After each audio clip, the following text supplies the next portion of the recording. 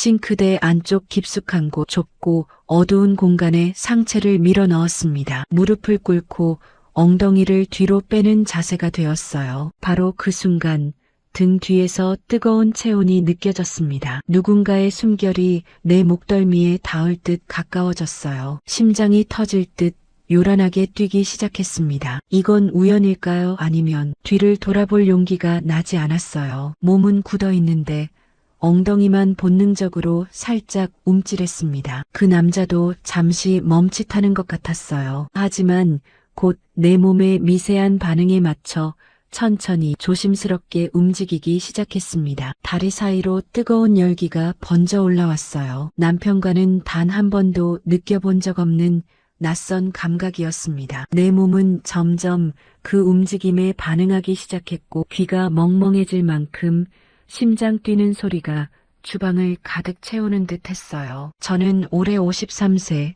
서윤희입니다. 남편을 잃은 지 10년이 흘렀어요. 아들은 결혼해서 대전에 살고 있고 연락은 한 달에 한두 번 정도 옵니다. 하루가 다르게 길어지는 저녁 시간 혼자 텅 빈 거실을 걸으며 남편의 흔적과 지난 날들을 떠올리는 것이 어느새 습관이 되어버렸어요. 남편이 남긴 보험금과 예금으로 근근히 살아가고 있지만 마음 한편의 공허함은 쉽게 채워지지 않았습니다. 아침에 커튼을 열고 햇살을 맞이하는 순간에도 낮에 들리는 엘리베이터 소리나 복도의 발자국 소리에도 외로움이 스며들어 있었어요. 평소처럼 편의점에 가려고 현관문을 열었을 때였습니다. 복도에서 옆집 남자와 마주쳤어요. 강민수, 나보다 6살 아래인 47세의 그는 단정하게 빗어 넘긴 머리와 부드러운 눈빛이 인상적인 사람이었습니다. 예전부터 인사를 나누던 사이였어요. 그의 목소리는 부드러웠습니다. 낮은 톤이지만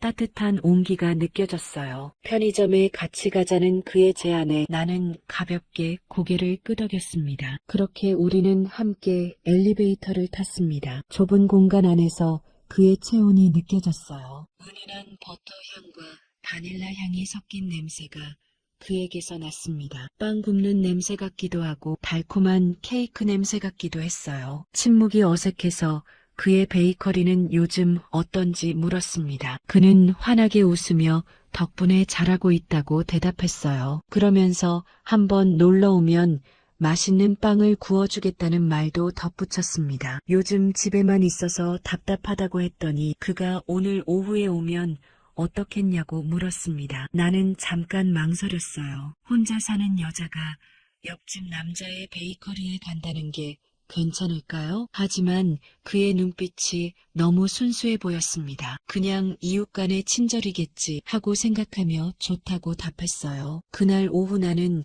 그의 베이커리를 찾아갔습니다. 마음의 빵이라는 이름의 작은 가게였어요. 아담하고 따뜻한 분위기의 공간에 손님은 몇 명 없었고 잔잔한 재즈 음악이 흐르고 있었습니다. 민수가 앞치마를 두르고 나를 반겼습니다. 왠지 모르게 설렜어요. 오랜만에 느끼는 이 감정이 낯설었습니다. 자리에 앉으라는 그의 안내를 받고 앉았습니다. 특별한 걸 만들어주겠다던 그는 능숙하게 에스프레소를 내리고 우유를 데웠어요. 원두를 갈고 물을 붓고 스팀을 만드는 모습이 예술처럼 보였습니다. 그의 손이 참 예뻤어요. 길고 가는 손가락, 깨끗한 손톱. 그가 내민 커피에는 라떼아트가 되어 있었습니다. 하트 모양이었어요. 나는 얼굴이 뜨거워지는 걸 느꼈습니다. 예쁘다고 했더니 나만큼은 아니라는 대답이 돌아왔어요. 순간 우리 눈이 마주쳤습니다. 그의 눈빛에 뭔가 다른 게 있었어요. 단순한 친절 이상의 무언가가 느껴졌습니다. 나는 황급히 시선을 피했어요. 커피를 마시면서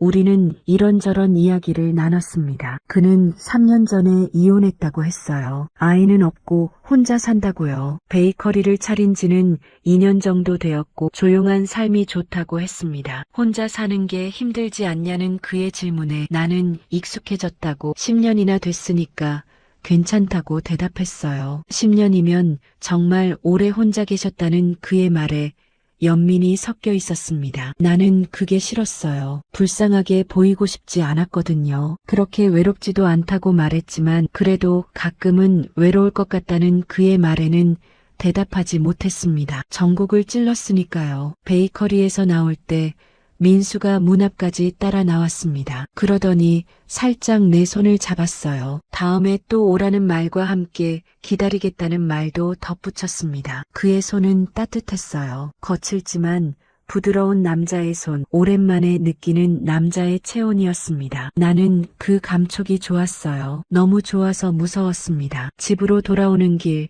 나는 내 손을 계속 쳐다봤습니다. 그가 잡았던 바로 그 손에 아직도 그 온기가 남아있는 것 같았어요. 그날 밤 나는 잠을 이룰 수 없었습니다. 민수의 얼굴이 자꾸 떠올랐거든요. 그의 미소, 그의 목소리, 그의 손, 그리고 내 심장이 뛰던 그 순간들이 계속 머릿속을 맴돌았어요. 53세의 나이에 미망인이 옆집 남자한테 설레고 있다는 사실이 믿기지 않았습니다. 이게 말이 되는 걸까요? 하지만 가슴은 정직했어요. 두근거림을 멈출 수가 없었습니다. 민수를 만나고 일주일쯤 지났을 때였습니다. 집 싱크대에서 물이 새기 시작했어요. 관리사무소에 연락했더니 인테리어 업체를 하나 소개해줬습니다. 다음 날 아침 초인종이 울렸어요. 문을 열자 40대로 보이는 남자가 서 있었습니다. 키가 크고 어깨가 넓은 전형적인 육체 노동자 체형이었어요. 현장 작업복을 입고 있었지만 얼굴은 의외로 잘생겼습니다. 한태준이라고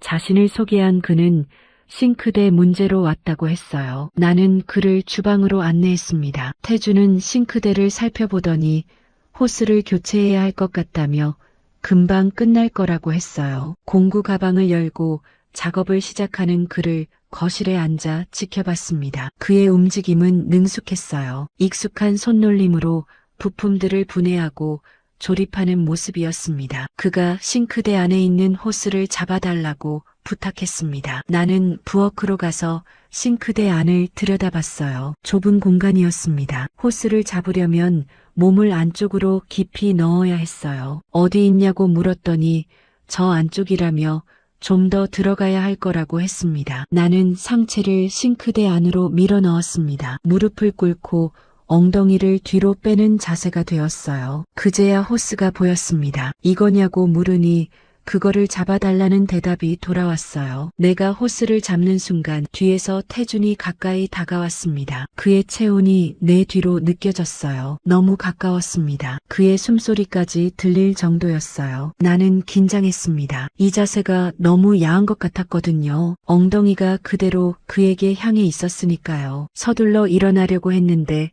잠깐만 조금만 더 잡고 있으라는 그의 말이 들렸습니다. 그의 손이 내 손 위로 왔어요. 호스를 함께 잡으려는 것 같았는데 그 과정에서 그의 몸이 내 등에 닿았습니다. 순간 온몸에 전기가 흐르는 것 같았어요. 내 심장이 미칠 듯이 뛰기 시작했습니다. 이건 우연이었을까요? 아니면 일부러? 나는 알 수 없었습니다. 하지만 분명한 건 그 순간이 묘하게 기분 좋았다는 거예요. 그랬다는 그의 말에 나는 황급히 싱크대에서 빠져나왔습니다. 얼굴이 빨개진 걸 느꼈어요. 그를 쳐다볼 수가 없었습니다. 뭘 한 잔 드릴까 물었더니 감사하다는 대답이 돌아왔어요. 나는 냉장고에서 시원한 물을 꺼내 그에게 건넸습니다. 물을 받으며 그가 내 손을 살짝 스쳤어요. 우연인지 고의인지 모를 스킨십이었습니다. 여기 혼자 사냐는 그의 질문에 남편이 10년 전에 돌아가셨다고 대답했어요. 실례했다며 사과하는 그에게 괜찮다고 했습니다. 잠시 침묵이 흘렀어요. 그가 나를 쳐다보고 있는 게 느껴졌습니다. 그 시선이 평가하는 듯한, 아니 탐하는 듯한 눈빛이었어요. 정말 젊어 보인다며 40대인 줄 알았다는 그의 말에 나이가 들수록 관리를 해야 한다고 대답했습니다. 관리를 정말 잘했다며 몸매도 정말 하고 말을 멈추는 그를 보며 나는 그 말이 싫지 않았어요. 오히려 기분이 좋았습니다. 오랜만에 여자로서 인정받는 기분이었어요. 작업이 다 끝났다는 그의 말에 얼마냐고 물었습니다. 7만 원이라는 대답이 돌아왔어요. 나는 지갑을 꺼내 돈을 건넸습니다. 돈을 받으며 그가 또 한 번 내 손을 만졌어요. 이번엔 확실히 일부러였습니다. 다음에 또 문제 생기면 연락 달라며 그는 명함을 건넸어요. 나는 명함을 받아들고 그를 현관까지 배웅했습니다. 문을 닫고 나서 나는 한참을 그 자리에 서 있었어요. 가슴이 두근거렸습니다. 싱크대 안에서의 그 순간, 그의 체온, 그의 시선, 모든 게 너무 생생했어요. 나는 거울 앞에 섰습니다. 내 몸을 쳐다봤어요. 여전히 탄력 있는 가슴, 날씬한 허리, 탄탄한 다리. 나는 아직 여자였습니다. 욕망할 수 있고 욕망받을 수 있는 여자였어요. 그날 저녁 태준에게서 문자가 왔습니다. 오늘 작업이 잘 마무리되었는지 확인차 연락한다는 내용이었어요. 불편한 점 있으면 언제든 연락 달라는 말도 함께요. 나는 한참을 그 문자를 쳐다봤습니다. 답장을 해야 할까요? 말아야 할까요? 결국 나는 답장을 보냈어요. 잘 됐다는 말과 함께 감사하다는 짧은 메시지였습니다. 단순한 답장이었지만 뭔가 시작된 것 같은 느낌이 들었어요. 며칠 후 태준에게서 또 문자가 왔습니다. 근처 지나가다가 생각나서 연락한다는 내용이었어요. 혹시 다른 곳도 수리할 데 없냐고 물었습니다. 이건 명백한 핑계였어요. 나도 알고 그도 알고 있었습니다. 하지만 나는 거절하지 않았어요. 베란다 문이 좀 뻑뻑한데 한번 봐달라고 답장을 보냈습니다. 내일 오후에 가겠다는 그의 답장이 곧바로 왔어요. 다음날 태준이 다시 왔습니다. 이번엔 작업복이 아닌 평상복을 입고 왔더군요. 깔끔한 티셔츠에 청바지 차림이었어요. 확실히 일하러 온 게 아니라는 느낌이 들었습니다. 베란다 문이 어디 있냐는 그의 질문에 이쪽이라고 안내했어요. 좁은 공간이었습니다. 두 사람이 서 있기에는 좀 비좁은 곳이었어요. 그가 문을 열고 닫으며 확인했습니다. 경첩에 기름을 좀 쳐야 할 것 같다며 가방에서 기름통을 꺼내 경첩에 몇 방울 떨어뜨렸어요. 그러더니 문을 여닫아보며 이제 괜찮을 거라고 했습니다. 감사하다고 말하며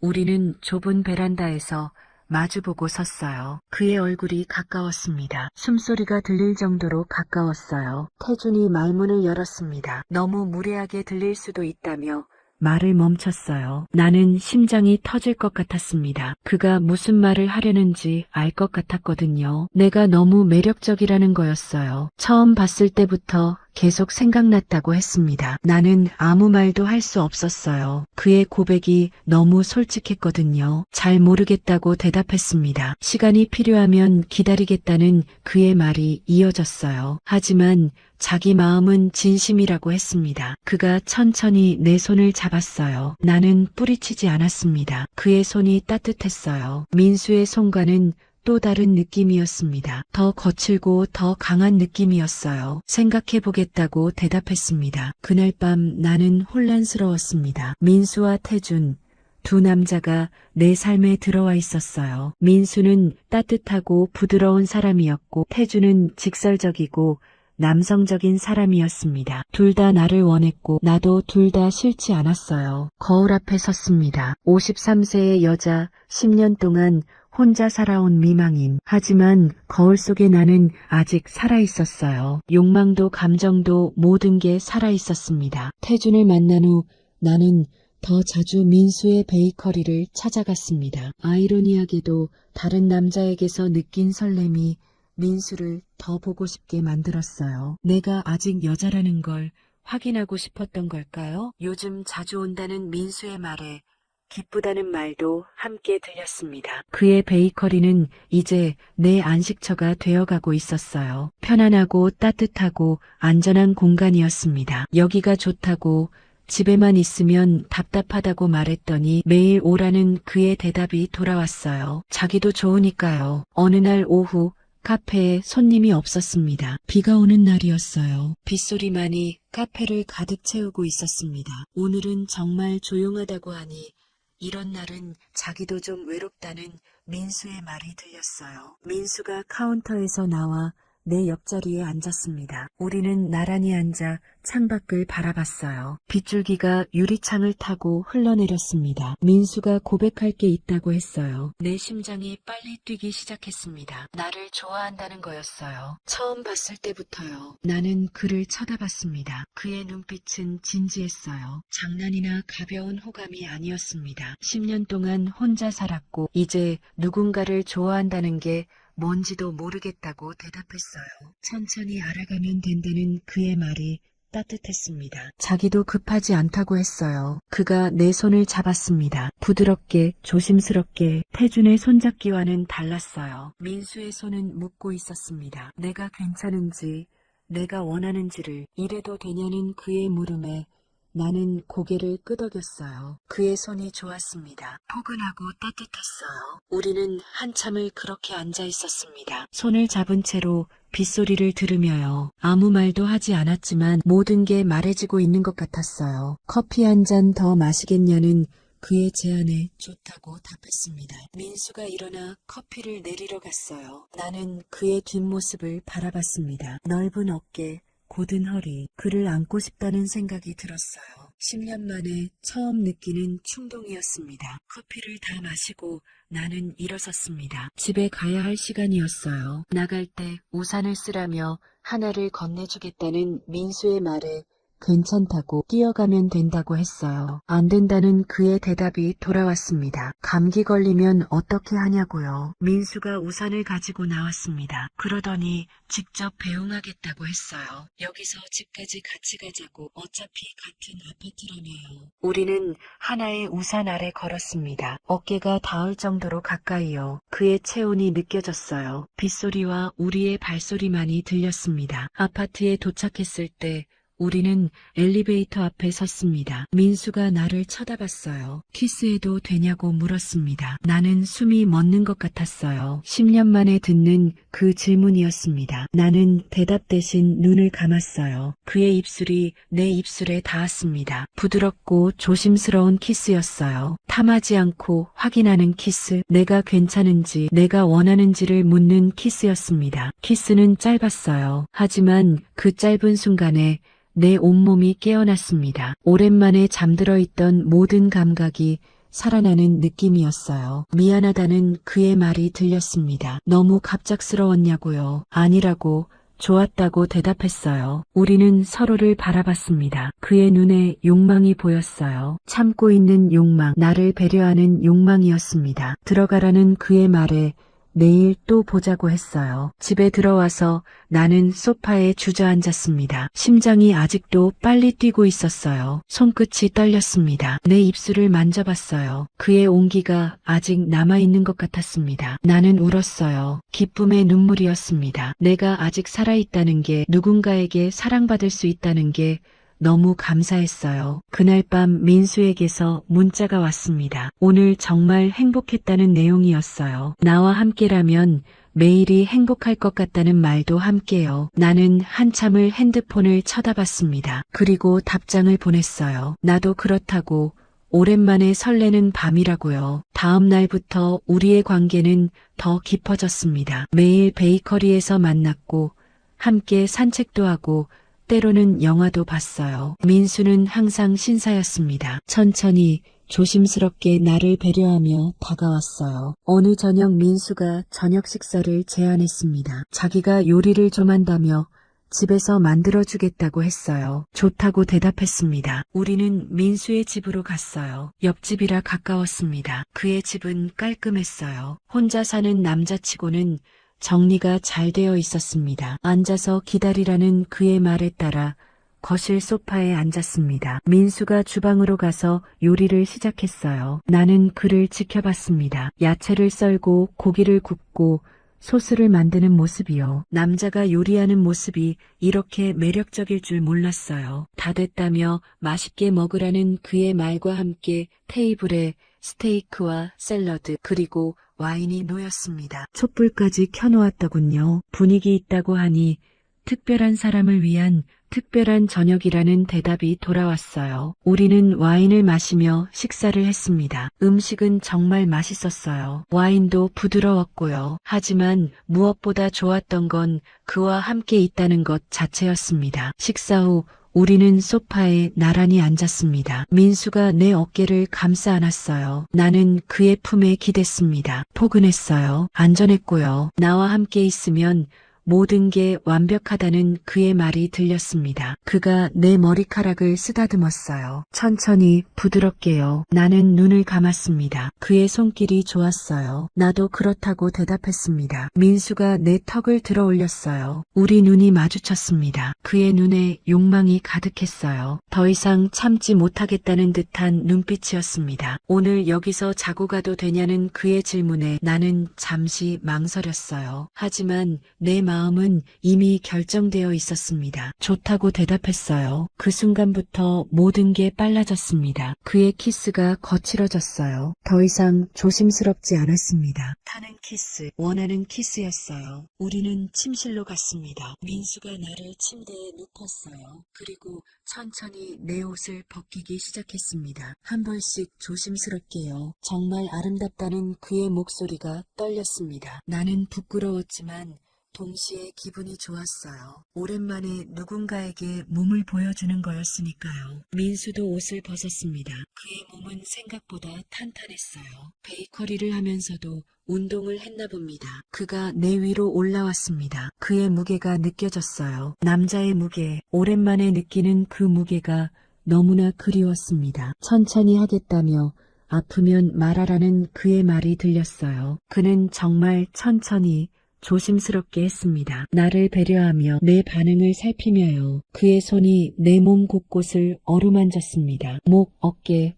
가슴, 허리를요. 나는 신음을 참을 수 없었어요. 10년 동안 억눌러왔던 모든 감정이 터져나왔습니다. 기쁨, 슬픔, 외로움, 그리움이 뒤섞여서요. 그날 밤 우리는 하나가 되었습니다. 육체적으로도 감정적으로도요. 오랜만에 나는 다시 여자가 되었어요. 민수와의 밤 이후 나는 행복했습니다. 매일이 설레고 매일이 기쁨이었어요. 그러던 어느 날 태준에게서 연락이 왔습니다. 요즘 바쁘냐며 한동안 연락이 없어서 궁금하다는 내용이었어요. 나는 죄책감을 느꼈습니다. 민수와의 관계가 깊어지면서 태준을 잊고 있었던 거예요. 미안하다고, 요즘 좀 바빴다고 답장을 보냈습니다. 저녁 한번 같이 하자는 그의 제안이 왔어요. 자기가 맛있는 거 사주겠다고요. 나는 거절하고 싶었습니다. 하지만 태준의 목소리에는 간절함이 묻어 있었어요. 그냥 무시할 수가 없었습니다. 간단하게 하자고 답장을 보냈어요. 우리는 근처 이탈리안 레스토랑에서 만났습니다. 태주는 평소보다 더 잘 차려입고 왔더군요. 향수 냄새도 났고요. 오랜만이라는 그의 인사에 그렇다고 답했습니다. 식사를 하면서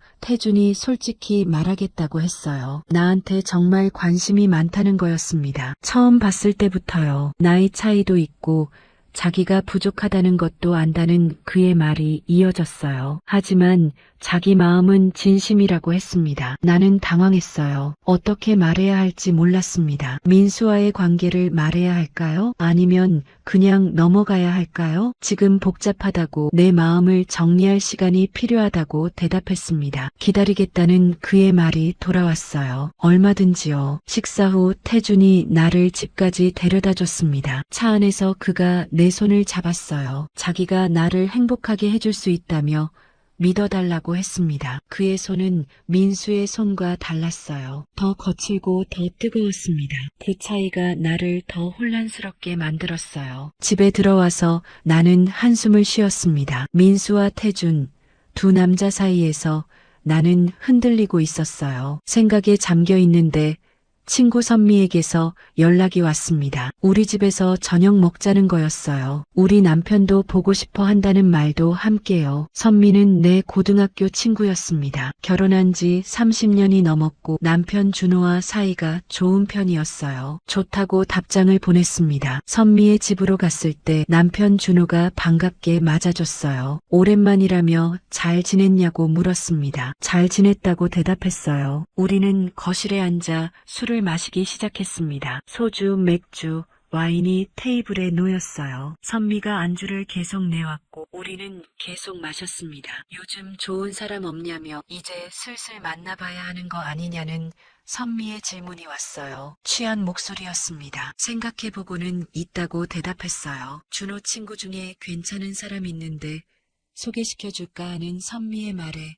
괜찮다고 아니라고 했습니다. 술은 계속 들어갔어요. 어느새 선미가 소파에서 잠들어 버렸습니다. 완전히 취해서 깨어날 것 같지 않았어요. 선미가 완전히 취했다는 준호의 말이 들렸습니다. 나도 많이 마셨으니까 여기서 자고 가라고 했어요. 그래야 할 것 같다고 대답했습니다. 준호가 선미를 안방으로 옮겼어요. 그리고 나에게 작은 방을 내줬습니다. 여기서 자라며 이불은 장롱에 있다고 했어요. 감사하다고 말했습니다. 나는 방에 들어가 이불을 꺼냈습니다. 취기가 올라와서 머리가 어지러웠어요. 누워서 눈을 감았습니다. 얼마나 지났을까요? 문이 열리는 소리가 들렸어요. 자냐는 준호의 목소리였습니다. 나는 눈을 떴어요. 아직 안 잤다고 대답했습니다. 물 한 잔 줄까 해서 왔다며 준호가 물을 들고 들어왔습니다. 그리고 내 옆에 앉았어요. 고맙다고 말하며 물을 마셨습니다. 물을 마시는데 준호가 계속 나를 쳐다봤어요. 뭔가 다른 눈빛이었습니다. 정말 예쁘다는 그의 말이 들렸어요. 옛날부터 생각했다고 했습니다. 나는 당황했어요. 이게 무슨 상황인가 싶었습니다. 취했냐고 물었더니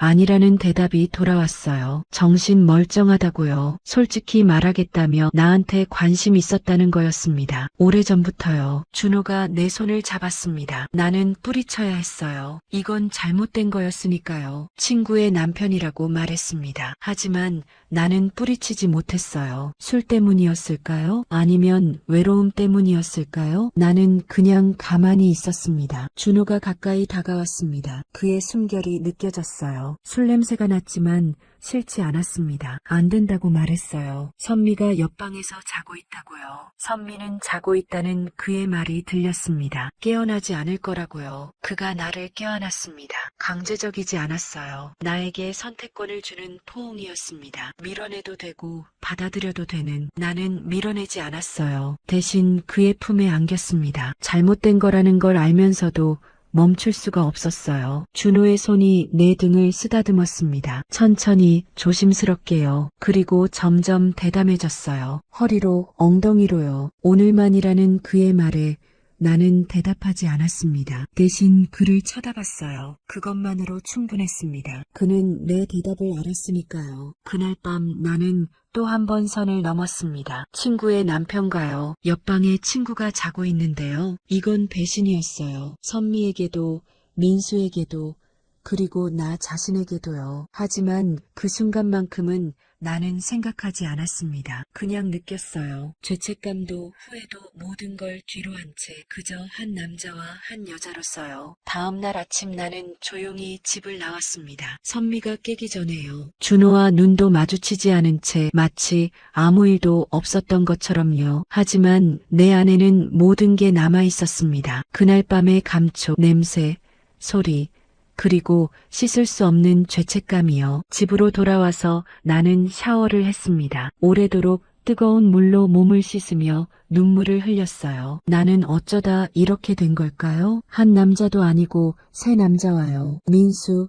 태준, 그리고 준호. 세 남자가 내 삶에 있었습니다. 민수는 사랑이고 태준은 욕망이고 준호는 실수였어요. 하지만 모두 현실이었습니다. 며칠 동안 나는 집에 틀어박혀 있었어요. 민수의 전화도 태준의 문자도 모두 무시했습니다. 준호에게서도 연락이 왔지만 당연히 받지 않았어요. 나는 혼란스러웠습니다. 내가 뭘 원하는지, 내가 누구인지 모든 게 불분명했어요. 53세의 나이에 이런 상황이라니 우스웠습니다. 어느 날 저녁 초인종이 울렸어요. 민수였습니다. 문 좀 열어달라며 걱정된다는 그의 목소리가 들렸어요. 나는 문을 열었습니다. 민수가 걱정스러운 얼굴로 서 있었어요. 왜 연락을 안 받냐며 무슨 일 있냐고 물었습니다. 들어오라고 했어요. 우리는 거실에 앉았습니다. 나는 한참을 침묵했어요. 뭐라고 말해야 할지 몰랐거든요. 자기가 뭘 잘못했냐며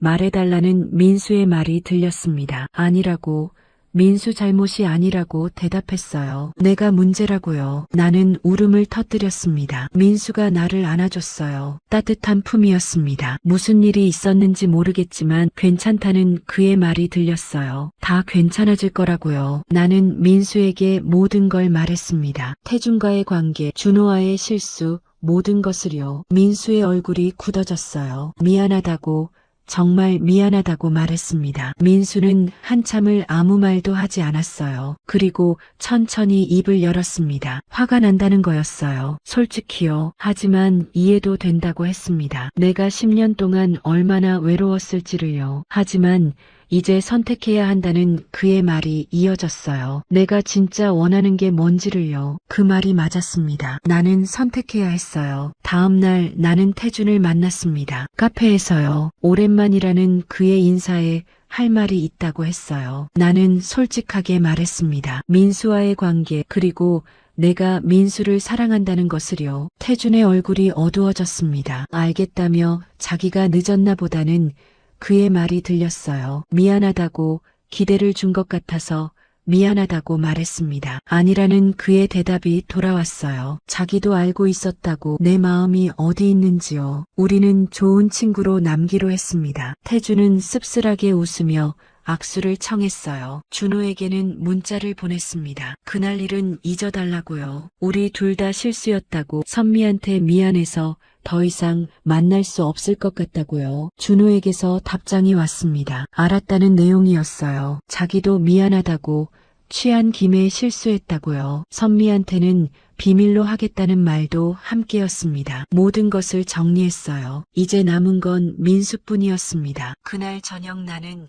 민수의 베이커리로 갔습니다. 문을 열고 들어서자 민수가 환하게 웃으며 나를 맞아줬어요. 보았다는 그의 말이 따뜻했습니다. 우리는 마주 앉았어요. 민수가 내 손을 잡았습니다. 다시 시작하자는 거였어요. 우리 둘이서요. 정말 괜찮냐고 물었습니다. 괜찮다는 그의 대답이 돌아왔어요. 과거는 과거라고요. 중요한 건 지금, 그리고 앞으로라고 했습니다. 나는 눈물을 흘렸어요. 고마움의 눈물이었습니다. 그날부터 우리는 진짜 연인이 되었습니다. 숨기지 않고 떳떳하게요. 아파트 사람들도 알게 됐고 내 친구들도 알게 됐어요. 처음엔 수군거림도 있었습니다. 53세 미망인이 연애를 한다고요. 하지만 나는 신경 쓰지 않았어요. 민수와 함께 있으면 행복했습니다. 아침에 눈을 뜨면 그가 옆에 있었고 저녁에는 함께 식사를 했어요. 평범한 일상이었지만 내게는 기적 같았습니다. 가끔 과거를 생각합니다. 태준,